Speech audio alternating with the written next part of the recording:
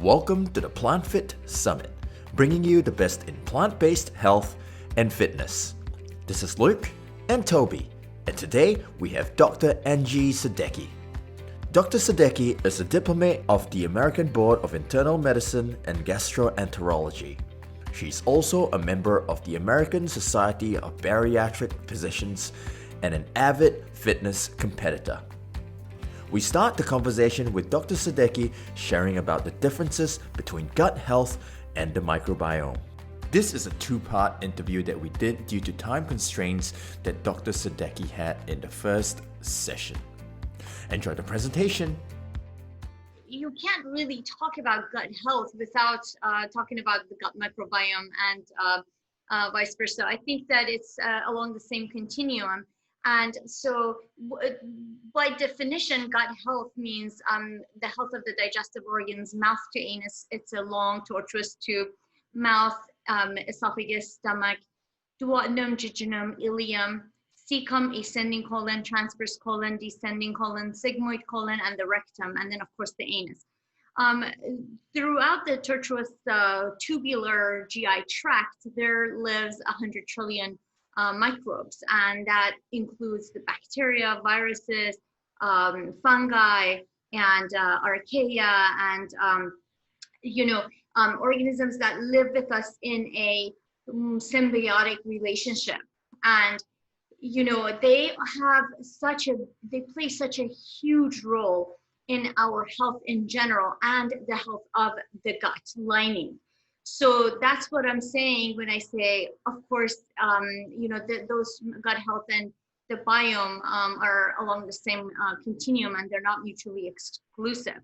So, whereas in the past we used to think about the gut as an isolated organ, we now know that it's actually super connected with the rest of the body through metabolites that get produced inside the gut and traverse the gut lining into the blood and circulate head to toe. So, we're all living, the organisms, the gut, all the other organs, everything is interconnected. Everything is interconnected for sure. I mean, of course, we're kind of coming out of COVID and the pandemic, and people have been over sanitizing and also in social isolation. Are there any detrimental effects on gut health as a result of that? And what are the long-term impacts? Sure.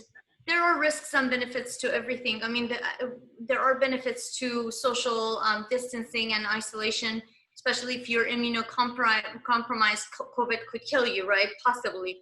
Of course, there are some risks involved with isolating and over sanitizing, because then you're not exchanging microbiome with the environment.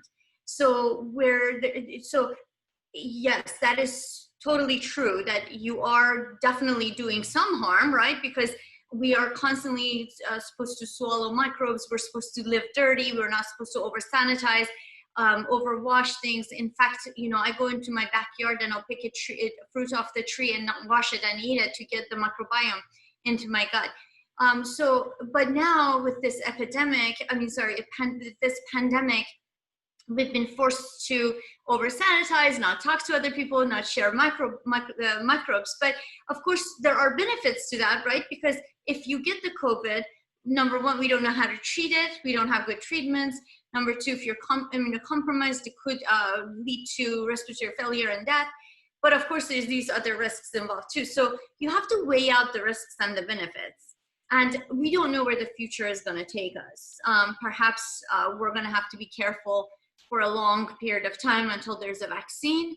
Perhaps we can, go back to normalcy and say, well, I'm just going to risk it.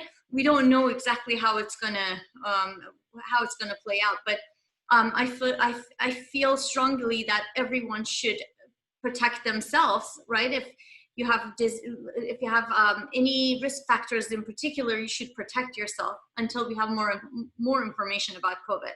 Beyond COVID, why are we starting to see a sharp rise in gut issues in recent times? Right. I mean, there are certain gut problems that we have definitely a rise. Their IBD, incidence of IBD has increased. And so we're seeing more and more certain gut diseases, but not others. It just depends. But, one could imagine, think about our diet, compare our diet today to 50 years ago and 100 years ago. And as factory farming is playing a factor in our diet, and as we're just going to the grocery store and buying processed foods that don't belong in our bodies, we are definitely changing our biome and potentially the health of our gut.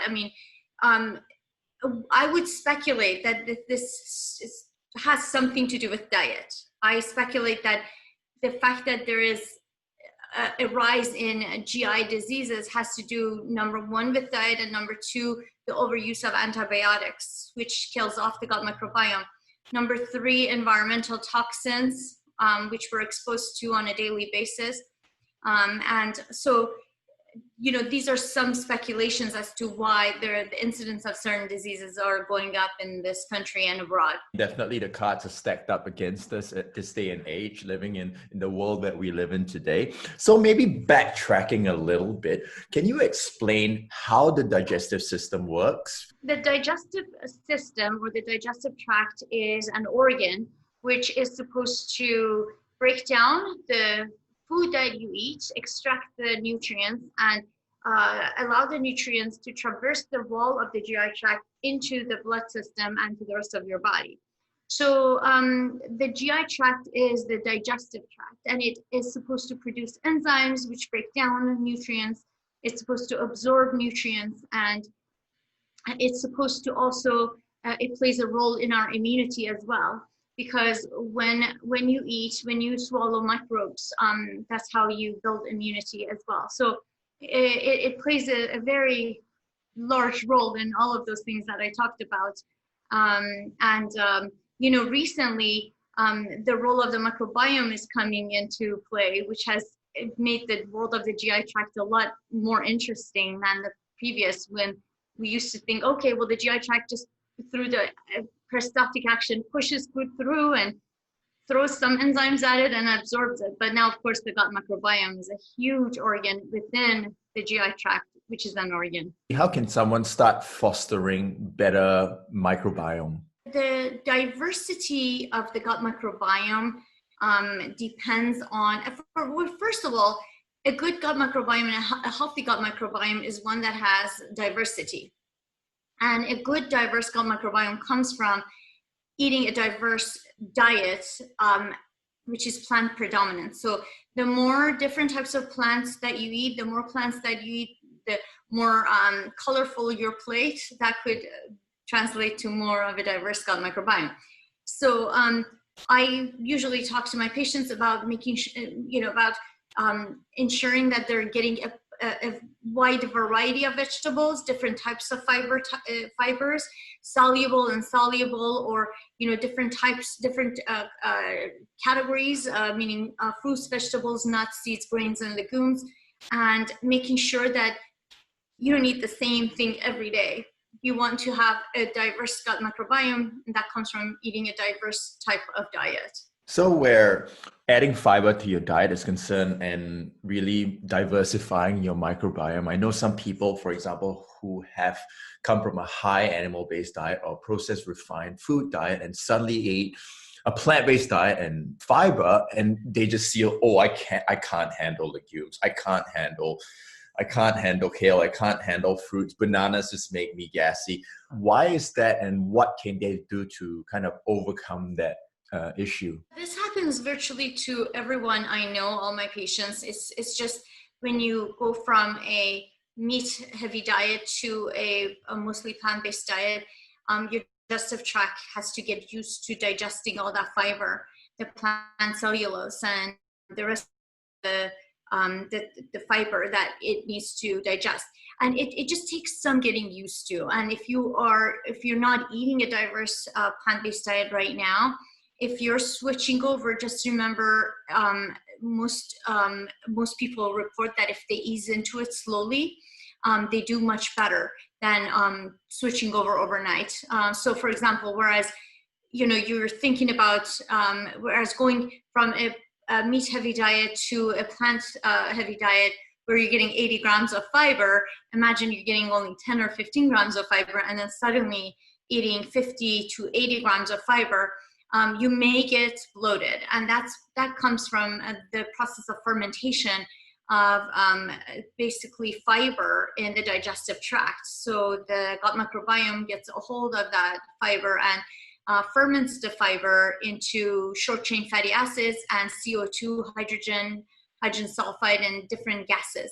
And the excessive flatulence, bloating, and gas can come from the fermentation of fiber-rich foods.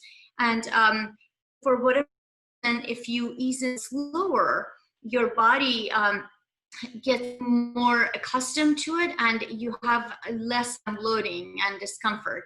If you switch over quickly, you may have problems, but I do know people who have gone overnight plant-based and they didn't have problems. So but most people will have a little more bloating and gas. And so I just always tell people, ease into it. You don't have to be plant-based, become plant-based overnight. It may be virtually impossible for some people to go overnight. It's better to slowly crowd out the bad stuff, meaning bring in more plants into your diet and slowly crowd out the bad stuff, the meat and the dairy.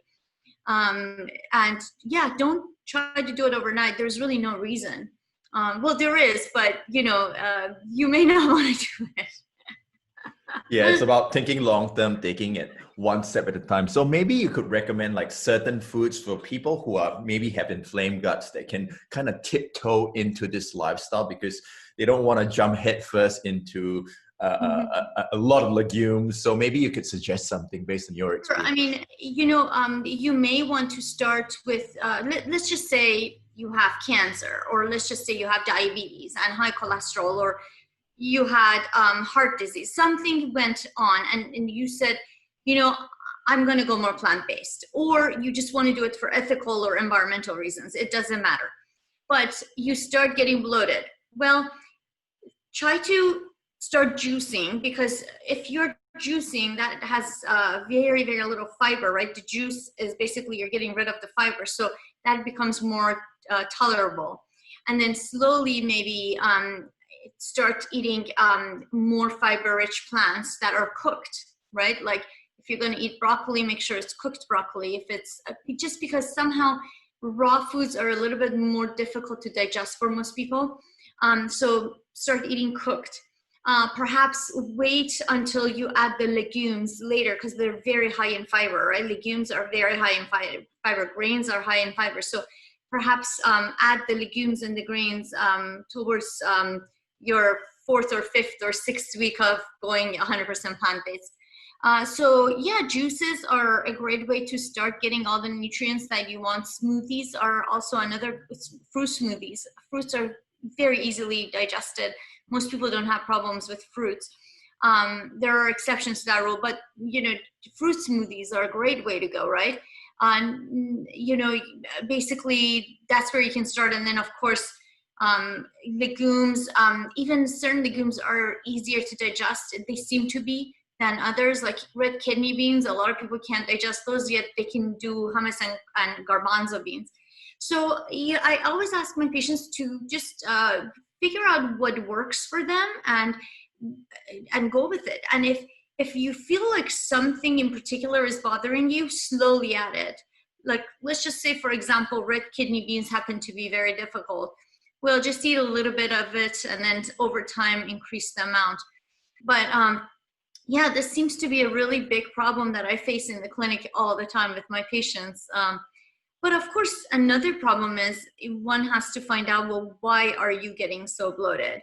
And a lot of times there seems to be an underlying pathology for it. So one could be very constipated, and constipation can lead to gas and bloating. One could have indigestion or maldigestion. Something's not getting digested correctly. A lot of people are eating dairy, for example, and they get maldigestion. Some people are They have irritable bowel syndrome. Some people have SIBO. Some people have hypothyroidism, GERD. So there may be some underlying pathology, but if there is zero underlying pathology and it just happens so that they get bloated, going into it slowly can help. So you mentioned GERD. I think GERD is also something that's quite common these days. So maybe you could explain what GERD is and how potentially is it caused? Gastroesophageal reflux disease is when the lower esophageal sphincter, which separates the esophagus from the stomach, relaxes and allows the acid and the stomach content to come up into the esophagus and the throat, which causes erosive esophagitis and basically breaking down of the mucosa of the esophagus. And heartburn, people feel heartburn, sore throat, cough, and they could have abdominal pain, chest pain, and so it leads to many awful symptoms, and it's very common. So mostly it's diet and lifestyle related. There are some anatomical defects that could cause it. However, most people that I see in my clinic have gastroesophageal reflux as the result of their dietary choices. Some of the things that could lead to GERD or gastroesophageal reflux include eating a high-fat diet, or especially heavy fatty foods like fried chicken and French fries, like pizza. It's very heavy and full of saturated fat, like cheese and oils, right? Also, people who drink alcohol are very prone to it. Cigarette smoking, people who are obese and drink a ton of coffee or caffeinated drinks. These are some risk factors. But lifestyle is a very, very important factor to consider in the case of gastroesophageal reflux. And when you eliminate those things that I was talking about, like cigarette smoking, alcohol, the fatty foods, most people get a ton better, and some people still happen to have problems, in which case you have to find out why and figure out how to help them. How does dietary fat contribute to GERD or gut issues? Because obviously we've got people who are on keto, on kind of paleo-esque diet, who are on a generally quite a high-fat diet as compared to a whole food plant-based diet, which is probably about 10 to 15% fat from whole sources. So how does dietary fat actually contribute to it? When you eat a high-fat diet, there's hormonal regulations that can, even from the upper esophagus, think about if you go through layers of the GI tract, upper esophagus, middle GI tract, and the distal end of the GI tract. Dietary fat has a hormonal contribution, which is not healthy for us, which lead to consequences. For example, when you eat a ton of fat, a hormone called CCK gets produced, and the fat signals the cells to produce CCK, which goes into the circulation. CCK stimulates the gallbladder to produce a ton of bile acids, which directly dump into the duodenum and go into the colon, and they become secondary bile acids, which are toxic to the GI tract. So generally speaking, the consensus is too high fat of a diet can be detrimental. We've seen that in animal studies, and we've seen how that could potentially cause so-called leaky gut or gut permeability and inflammation. So the bile acid problem is an issue. Furthermore, like I said, a high-fat diet causes relaxation of the lower esophageal sphincter, which can cause gastroesophageal reflux, right? And of course, if you think about it, high fats, besides the gastrointestinal system, has so many deleterious effects on the rest of the body, including the cardiovascular system. So there is a general consensus that although omega-3 fatty acids are good for you and they can actually contribute to health, the saturated fat and the cholesterol can lead to detriment. I want to go into leaky gut. You mentioned leaky gut as well, Dr. Sadeghi. So maybe you could explain what leaky gut is. And I understand that within the gut, there are tight junctions. Maybe you could explain what tight junctions are as well. So leaky gut, or in medical terms, gut permeability, comes from the breakage of the bonds between the cells. So each cell in the colon is supposed to be linked with another cell via these complexes called the tight junctions. The tight junctions literally hold the cells together and disallow from anything to traverse the gut wall from the inside of the gut into the blood circulation. So pretty much everything that gets through the gut wall is supposed to go through the cells. The cells basically are the ones, the gatekeepers, who say, all right, well, you can come in, you can't come in, this one you can wait. So there is like an order to what can come in. And so the tight junctions are basically gatekeepers, and not, they're basically these walls between the gut, the inside world, and the outside world. And the cells are the gatekeepers. So these cells are held together, each one with the tight junctions. And so there's a row of, for example, an epithelium of the lining of the gut has a row of cells. So cell tight junction, cell tight junction, cell tight junction. Literally every cell is linked to a tight junction. So things cannot just free flow into the blood. So it blocks toxins, it blocks bacteria, it blocks viruses.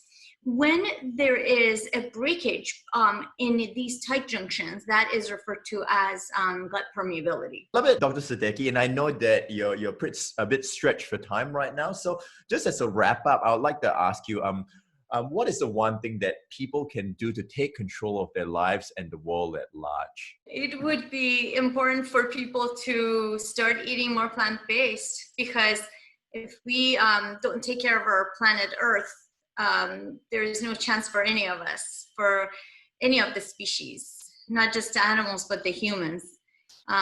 We can't continue doing what we're doing because it's environmentally not sound and it's not sustainable.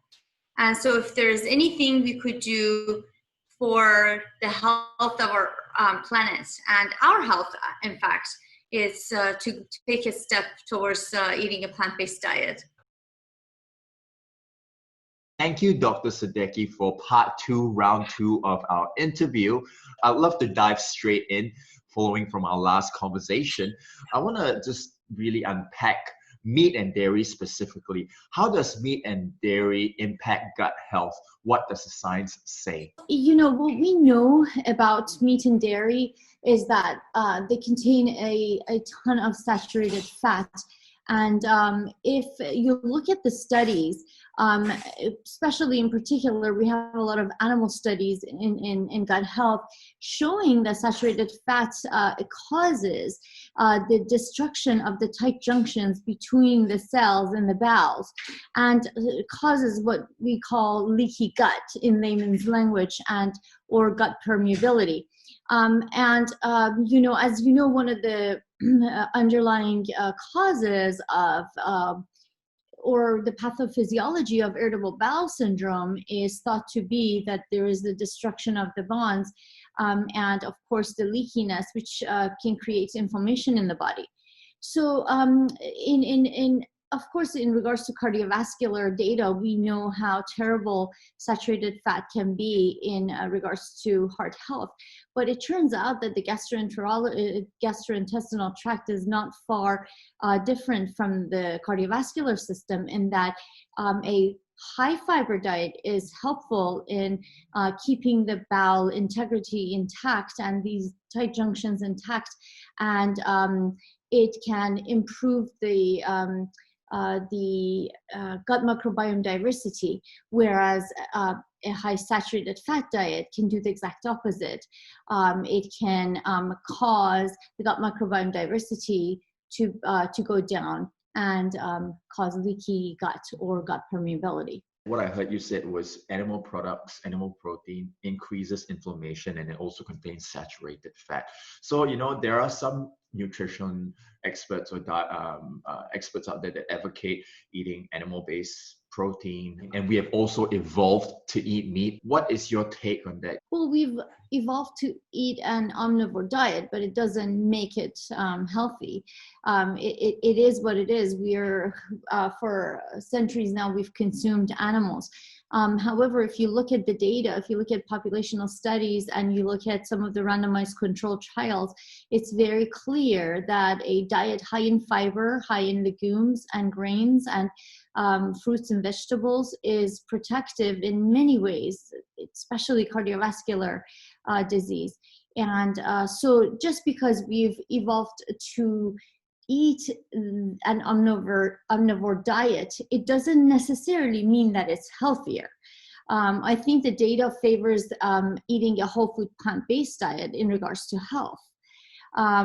Some argue that, you know, it's something that, you know, that they want to eat animals because it's something they enjoy doing, or maybe because they think it's tasty or whatever it is. But the data is clear when it comes to health.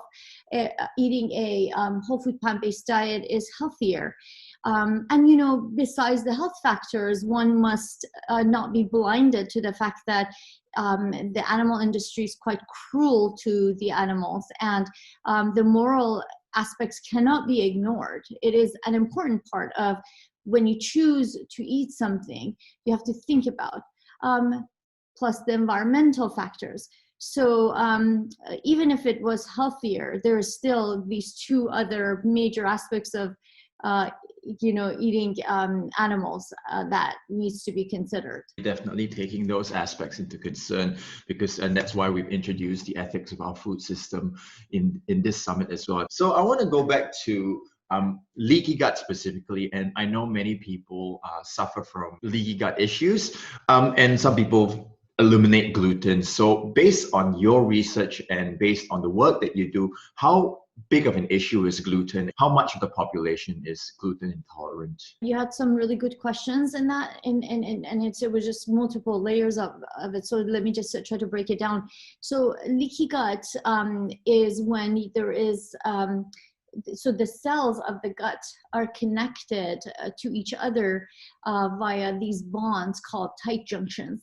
The tight junctions, what they do, it's like a dam and a barrier between the inside of the gut lumen and outside of the gut lumen, and the circulation. So this barrier protects things from coming into the blood and circulating into our circulation, and protects us from getting an autoimmune reaction to certain antigens.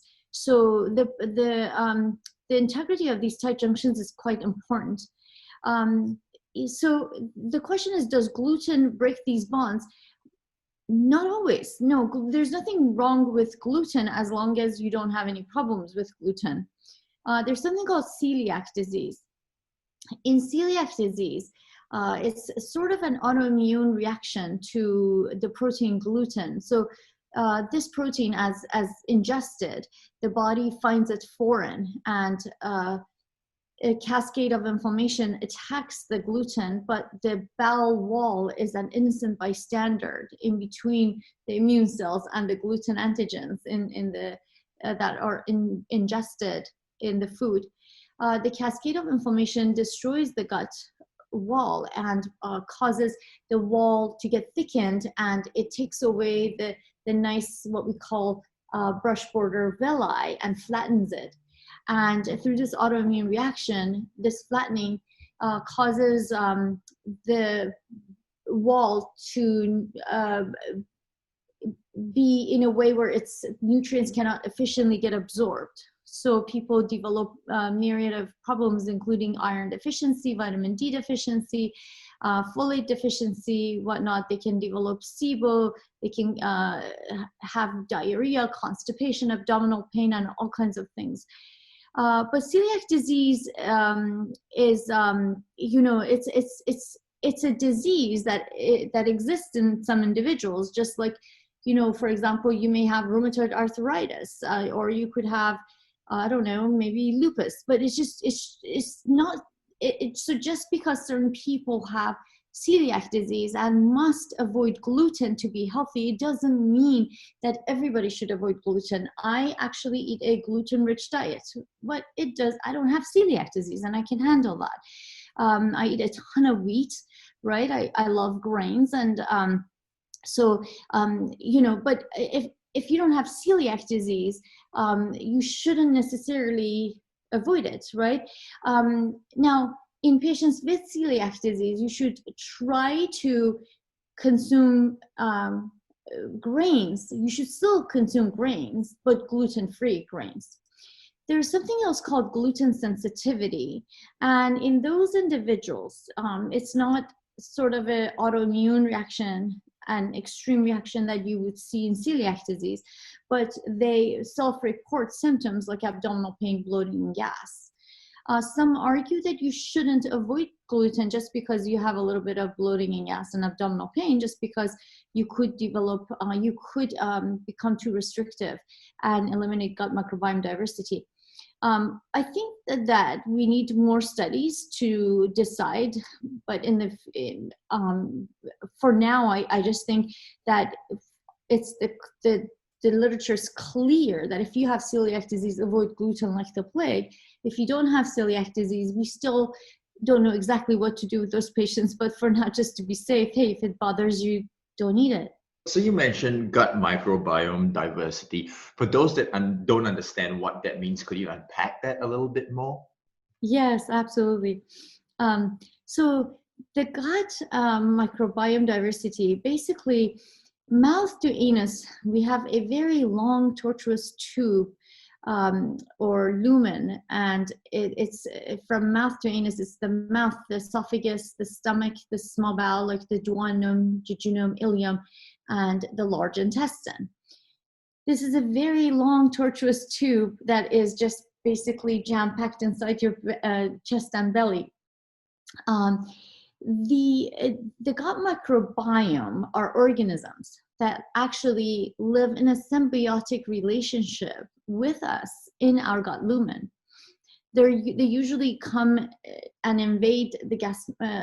I wouldn't say invade, but they take over, and they get colonized in the GI tract shortly after birth when you're exposed to germs outside of the womb, where you, for example, when you're breastfeeding and you are drinking, when the baby's drinking breast milk from the mother's breast, that skin gut microbiome gets introduced into the gut of the baby. So it's rather sterile until the baby's born, and then what happens is the bacteria, the viruses, the protozoa, the archaea, and all these different types of phylums of organisms find their way into the GI tract and reside in the GI tract and live in a symbiotic relationship with us.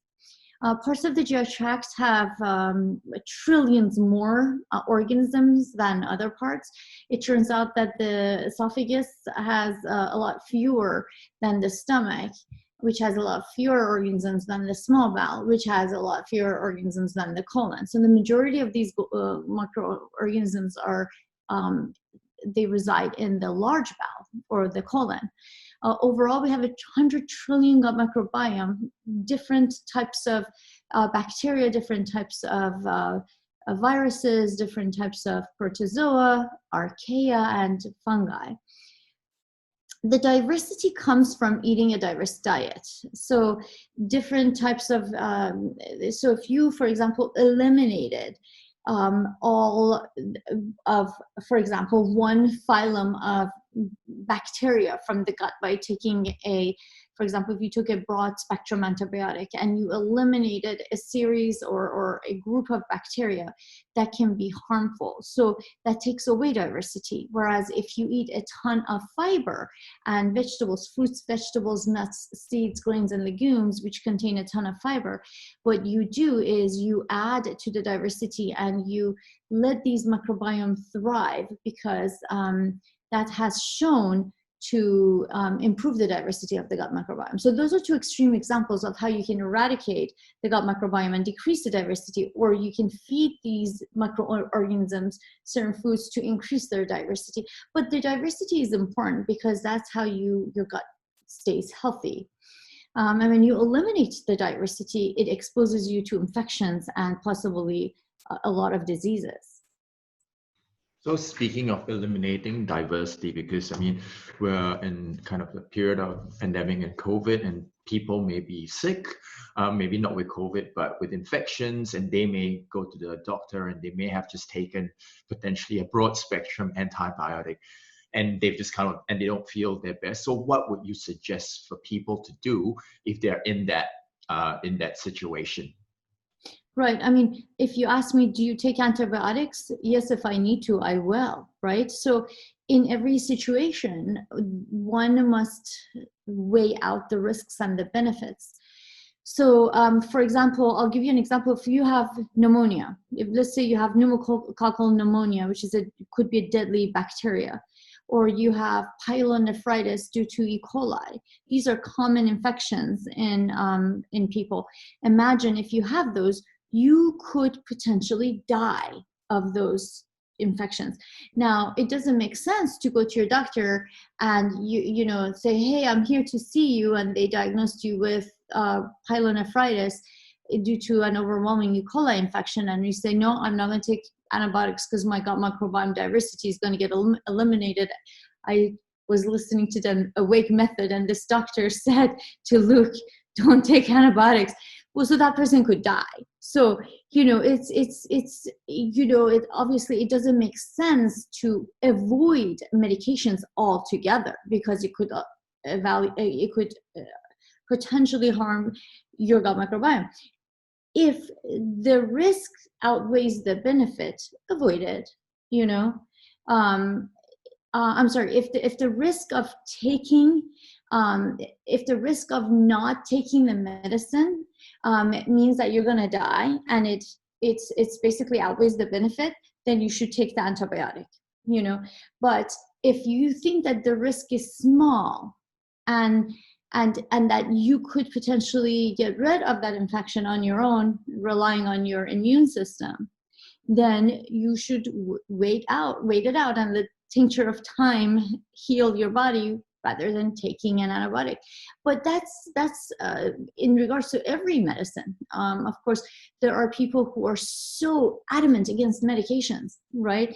And it just doesn't make sense, you know, and they want to heal everything with fruits and vegetables. Well, you can't always do that, right? So as a doctor, I can tell you it helps to eat a ton of fruits and vegetables, but you also have to be smart and use evidence-based medicine to your advantage or medications as needed to your advantage to stay healthy, to cure diseases, etc. I think those are very, very good points, Dr. Sadeghi.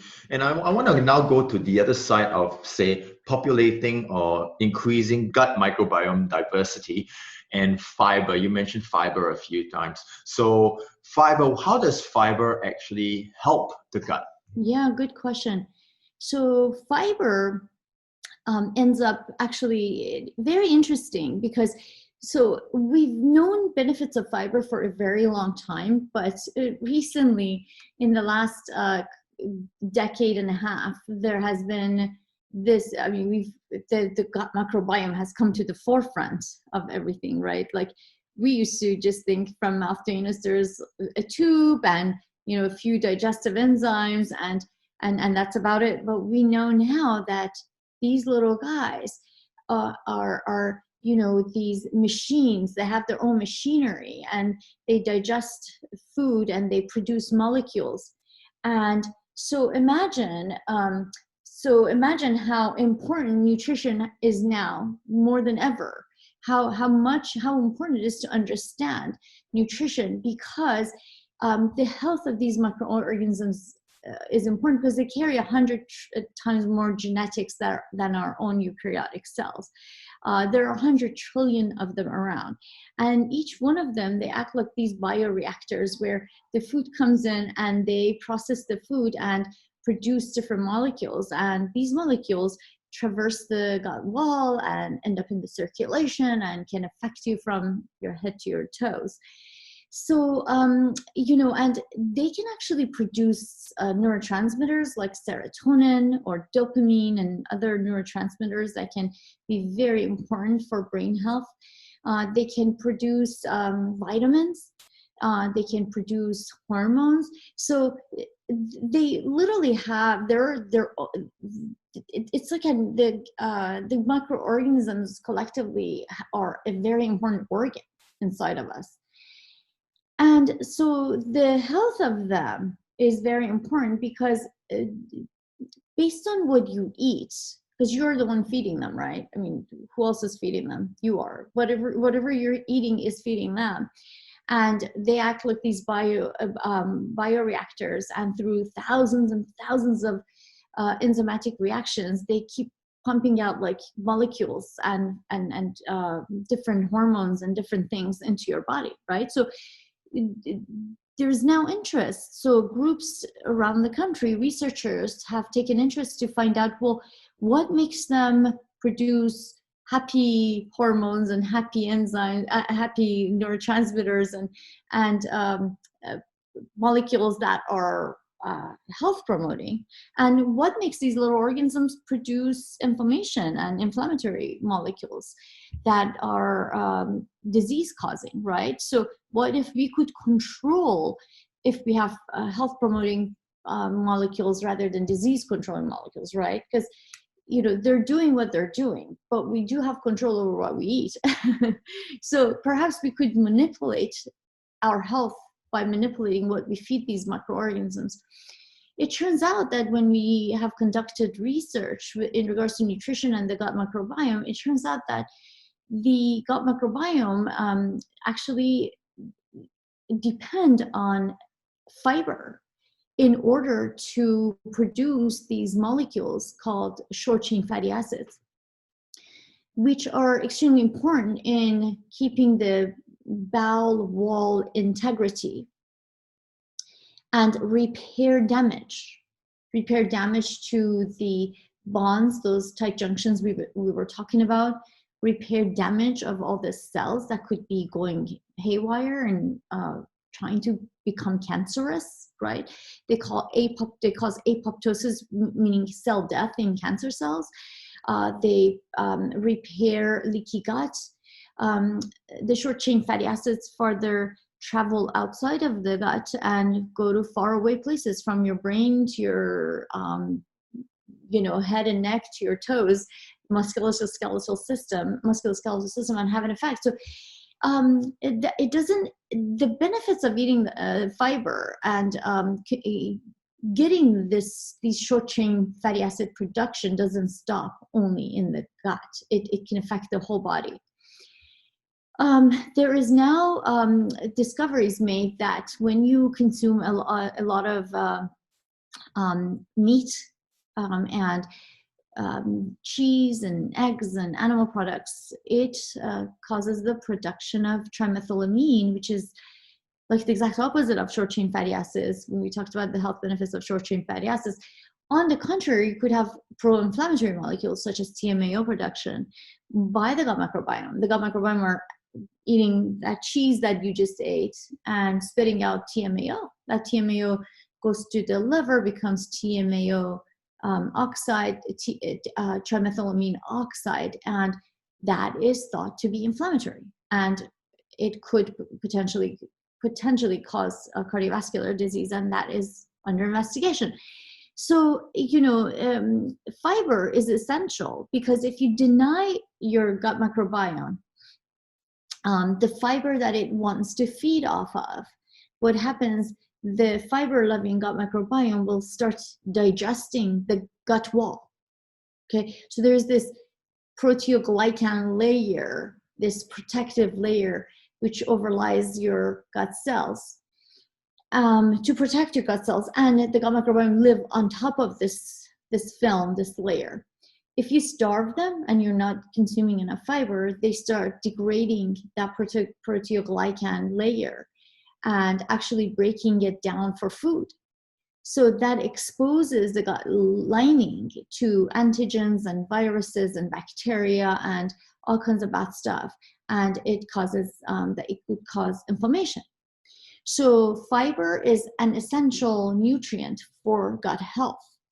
And so, it's important that people incorporate a ton of fiber for this reason we just talked about. But also in the acute setting, if you think about how fiber is so important, because if you're not consuming enough fiber, you could get very constipated, right? And you can just, so at a microscopic level, I just explained to you, it's very important. But in a macro level too, if you think about it, constipation is a very common problem in this country, and the medications that are sold over the counter for constipation are a multi-billion-dollar industry. Why? Because we are eating a low-fiber diet, and so fiber has a stimulating effect on the gut, and it can add water to the stool, and so a diet low in fiber can cause a lot of problems for people. So yes, that is a good question. I'm glad you brought that up.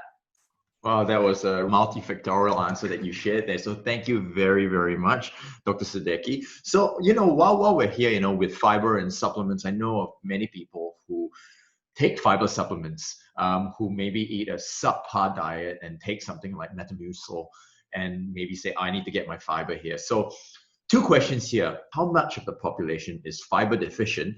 And secondly, is it okay to rely on fiber supplements?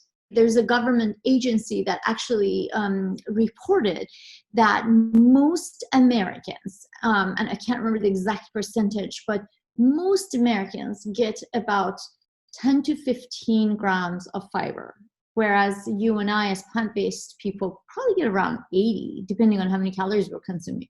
So you can imagine how low that is. And they recommend that at the very least one should get about 30 grams. So most Americans don't even come close to the recommended levels of fiber.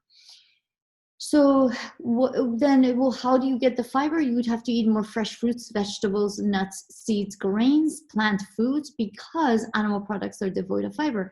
Cheese, dairy in general, meat, and eggs, they don't have, you cannot get adequate levels of fiber by eating those foods.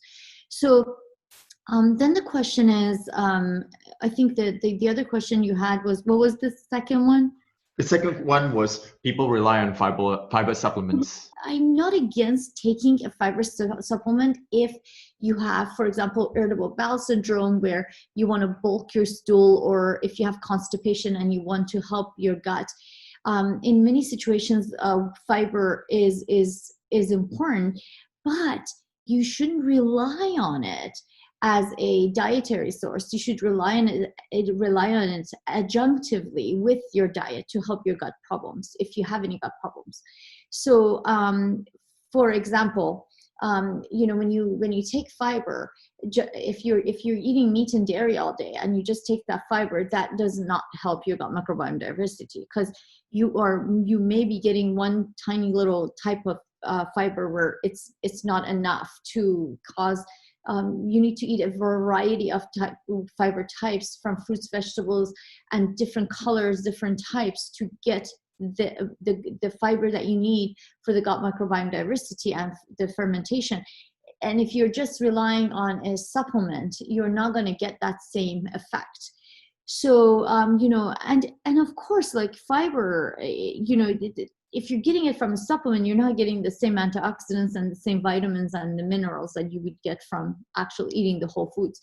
So, I mean, I'm not against taking fiber supplement. I'm just saying it shouldn't replace your dietary fiber of fruits and vegetables. It should be adjunctive if you need it. So while we're on supplements, the next thing will be probiotics. Some people look at probiotics to populate gut microbiome diversity. So what is your take on probiotics? The data is not available yet for us to recommend routine use of probiotics to our patients, even if they're taking antibiotics. So, in some studies, for example, in ulcerative colitis, taking probiotics in addition to medications for ulcerative colitis was better than medications alone without probiotics. But, for the most part, the studies are now showing that, for example, if you took antibiotics, you shouldn't necessarily take probiotics because it could actually harm you, not help you. So, there's very, very, very little. I almost have maybe if a few ulcerative colitis patients in my clinic will end up on probiotics based on my recommendation. But for the most part, I would say that the jury is hung on the routine use of probiotics for gut health. If you have IBS or SIBO or constipation or diarrhea, you shouldn't just go take probiotics because we don't know if they could perhaps hurt you, not help you, right? So until we have further studies, I would refrain from regular use of probiotics. Of course, you should consult with your doctor because in specific situations it's important, but it shouldn't be sold over the counter as snake oil to treat all gut health conditions out there. So now moving to prebiotics, maybe you could explain what prebiotics are to those that don't know about them and how are they beneficial to gut health? Well, prebiotics are basically fiber. So prebiotic is what the gut microbiome feeds off of. So probiotics are the actual microorganisms living in your gut. Prebiotics are the food that the gut microbiome utilizes and ferments into important molecules like short-chain fatty acids. So the goal, hopefully, should be on consuming prebiotics rather than probiotics. It's very complicated to think that you can just take a pill and fix the problem that's in the gut and say, I'm just going to take these few strains and make my gut problems go away. Well, it's not that simple. First of all, the microorganisms living in the gut are not just bacteria, and what's sold commonly on over the counter is a few strains of healthy gut microbiome of bacteria. So they sell the live culture bacteria that are supposed to be healthy, and they bottle it up and sell it. But the population of microorganisms living in your gut, they're not just consistent of bacteria alone. There's viruses, protozoa, fungi, and archaea. And to say that we're just going to go and replace the bacteria and wish for the best, it's silly. I feel like in the future we would figure out how to improve the health of all of these organisms living in a symbiotic relationship together.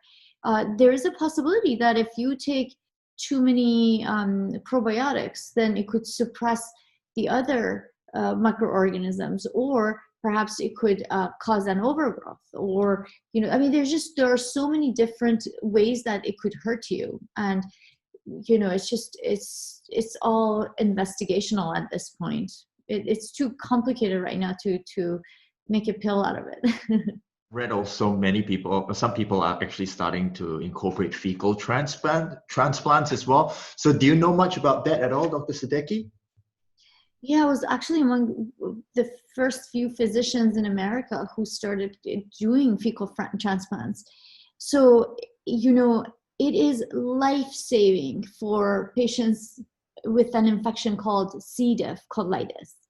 So this is an organism, it's an opportunistic organism. And when you wipe out the friendly flora of the gut using a broad spectrum antibiotic, it could make this C. diff infection, C. diff bacteria become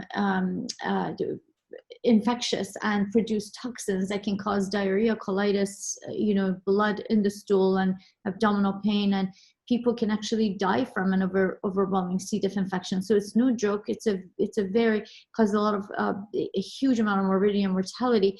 C. diff is we have an epidemic of it right now, and most hospitals there's at least a C. diff patient on every floor.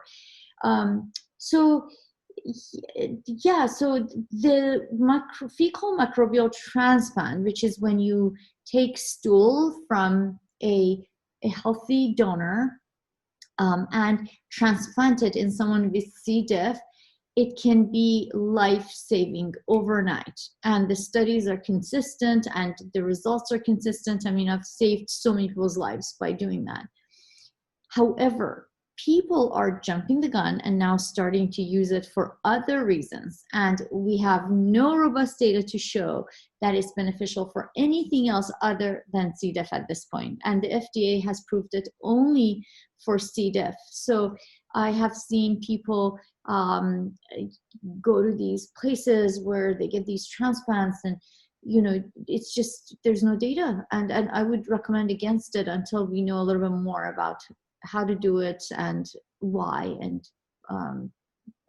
have a little bit more information. Where treatment of gut issues is concerned, I know some people use, beyond nutrition, use drugs to treat gastrointestinal issues. So what are the impacts of these drugs on the gut? Sometimes drugs are the necessary evil. And, I mean, I've had patients, vegan patients, who would come in and they're like, well, I don't want to use the drug, right?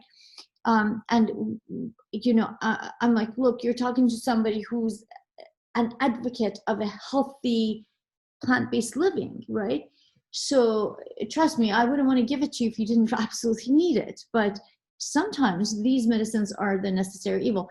Look, being plant-based doesn't mean you should be oblivious to the data that is out there and stopping all your medicines and dying of that disease. Like I gave you that antibiotic example, or it could be with colitis. Like you could have overwhelming colitis and you could die from it, right? I mean, does it make sense to refuse medicines and die of colitis when you could have taken the medicines and accepted the risks for the benefits, right? So there's risks, benefits to every medicine out there. There are thousands of them, and there is no medicine out there without a risk. There's no supplement out there without a risk.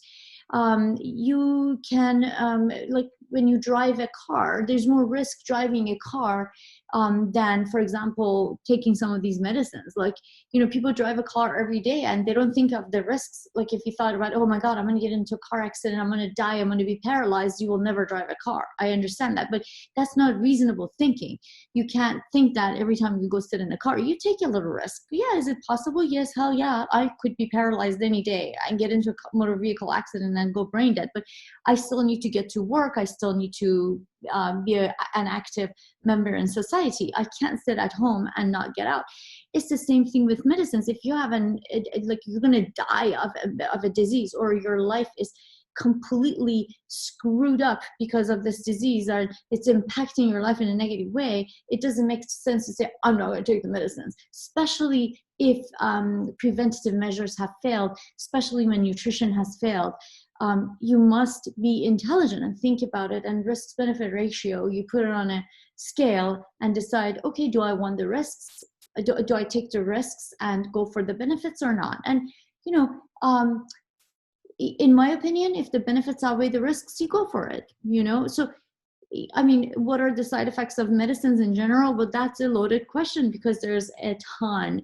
Headache, nausea, vomiting, rhinorrhea, sneezing, abdominal pain, constipation, cramping, leg cramping, muscle cramping. Like you can read, like every drug you ever want to take, if you look under the side effects, there's a billion listed. Because during that study, if anyone says, hey, when I took this medicine, I lost an eyelash, they will put that in there as a side effect. Like you just have to report everything, So it doesn't mean you're going to get all the side effects. You could get some of the side effects. And I'm not advocating taking drugs. I'm just saying you should if you need it. Very, very good points you brought up this, Dr. Sadeghi. And yeah, I mean, if I were a patient going to you, I would feel so fortunate and so grateful and so lucky because you practice both sides. Where your peers are concerned, are we starting to see more and more doctors using nutritional protocols to help patients with gut issues? Not really. I think that we're really behind in that. We're losing the battle on that for sure. Most patients are reluctant. Not my patients, because I have a very special group who are aware and woke who come to see me. But most patients are not willing to give up their French fries and burgers and cheese pizza and they like their hot dogs and bacon, and most doctors don't have the time or the nutrition knowledge to cancel them. And a lot of times, even if you do, patients are so reluctant to change that half the time you feel like it's just such an uphill battle. So yeah, I mean, you know, I'm very passionate about veganism and a plant-based lifestyle. So I spend a lot of time educating my patients. Do I get paid for that education? No, I don't. The system is set up such that you need to see, for example, a certain number of patients per hour to stay in practice and to make money. And the insurance companies do not reimburse for that kind of work. So you lose money. So it's discouraged. The system discourages doctor to conduct in nutritional counseling. The second problem is that patients are not very willing because they always want to take the easy way out and just take a pill, which is wrong. They should always consider lifestyle modifications before they start pills, which could have side effects. And so, I mean, it's just, and then the third problem is that most doctors don't even feel comfortable speaking about nutrition. Some do and some don't. And that's why in my institution, Institute of Plant-Based Medicine, we have a variety of dietitians with different backgrounds who are there to counsel our patients in regards to nutrition. We understand that some doctors don't have time or can't spend the time to educate in regards to nutrition, but we rely heavily on dietitians because they really should be at the forefront of educating patients, and that's their specialty. Dietetics, that's their specialty. That's what they're good at, right? So I feel like it would be nice to for doctors to practice medicine and encourage healthy eating, and for dietitians to enforce it and walk patients through it. It should not all be done by the doctor. It's just almost impossible with the current poor, broken system that we have in America. Thank you for your work, Dr. Sadeghi. I've been following you for a while, and you share a lot of great information out there to help your patients and many of your followers. So with doctor's orders as a takeaway piece, eat a whole food plant-based diet and you can get a ton of fiber and a ton of protein at the same time. I don't think that, I mean, you don't need to obsess over it or start counting your macronutrients, in my opinion, especially if you're not a fitness competitor like myself. I just work out because I love working out, you know, and I'm not training 10 hours a day. So I don't really need to make sure I'm getting a certain amount of protein, you know, and I don't, and so yeah, I mean, it's so wonderful that a plant-based diet gives you plenty of both, where it just kind of works itself out.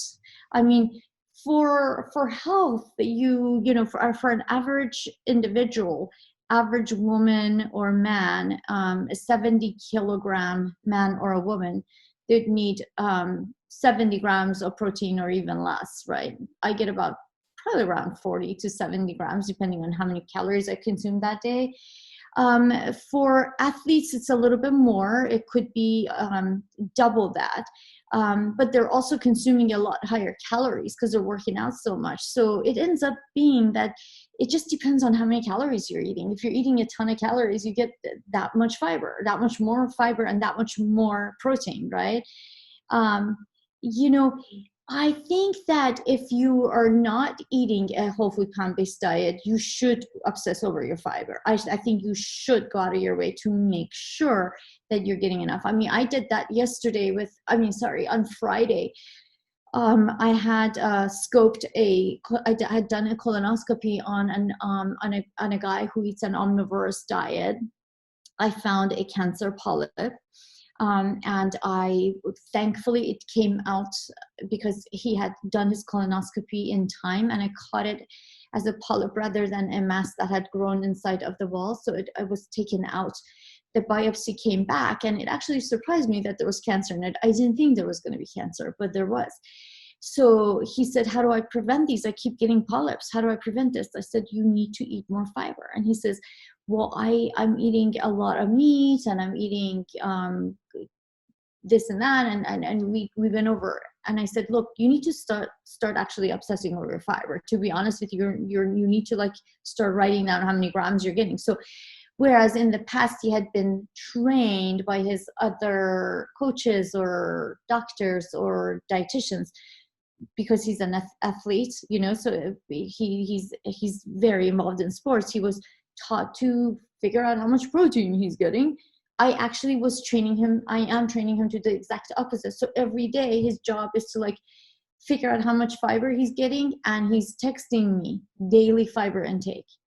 And I'm trying to change his mindset and help him prevent polyp formation and cancer, decrease his risk of cancer. Awesome, Dr. Sadeghi. Thank you very much for that. Oh, my pleasure. I love talking to you. You're amazing. And I love following you on Instagram.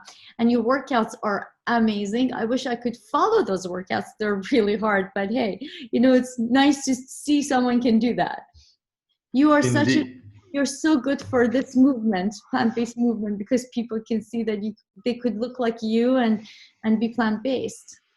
Yeah, thank you. Thank you. And I think collectively we all represent this movement and the message in our own ways. We hope you've enjoyed this presentation. A wise man once said, "You make a new life by making new choices." Now, if you know that what you eat matters, if you know that health comes from healthy living, then the time to make new choices is now. And just imagine owning the summit for life. Click the button for more. Maybe you know our stories. Luke and I lost family to cancer, and we wish we would have known sooner what you are learning here today.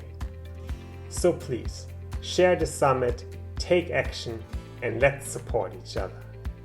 Thank you. This is Toby and Luke signing off, and we can't wait to see you for the next presentation.